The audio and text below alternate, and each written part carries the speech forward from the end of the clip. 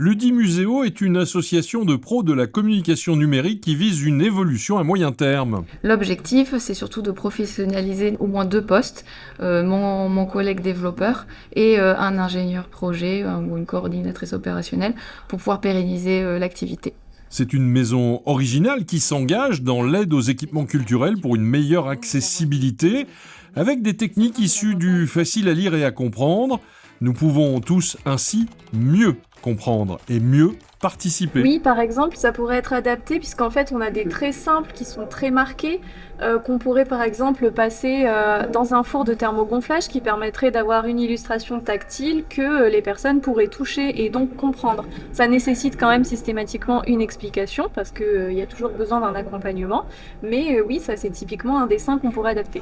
Depuis toujours ouvert au plus grand nombre, le Centre du dessin de presse et d'humour travaille avec l'équipe de l'Udimuseo pour un objectif particulier. À des publics en fait qui sont plus sur la déficience en fait intellectuelle ou par exemple les aveugles, puisque l'un des objectifs en fait de ce projet, c'est de rendre les caricatures tactiles. Justement de permettre aux gens qui restent souvent à la porte des événements et à la porte de la culture de pouvoir entrer et venir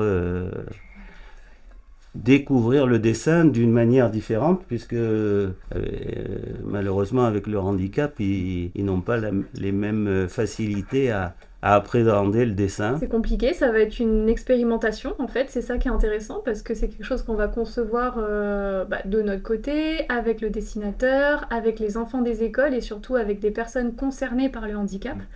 Les premiers ateliers sont annoncés pour le printemps prochain. Bon, je voulais rebondir sur ce que vous avez dit. Ouais. Il fallait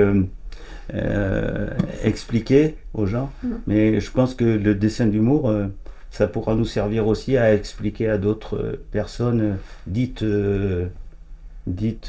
ordinaires. Oui, tout à fait. Ouais, parce que quand on parle de premier, second, voire troisième, quatrième degré, il y a besoin d'expliquer. Le collectif, riche d'une quinzaine de personnes, conjugue technicité et engagement. Et moi, il y a quelques années, en fait, j'ai eu la chance de découvrir l'accessibilité. Et en fait, c'est devenu un vrai sens pour moi. C'est-à-dire que travailler, c'est bien, mais travailler en faisant quelque chose d'utile qui serve réellement à quelqu'un, c'est très important. Actuellement, vous pouvez vous aussi participer au montage de cette initiative en rejoignant l'Udimuseo par le biais d'un financement participatif.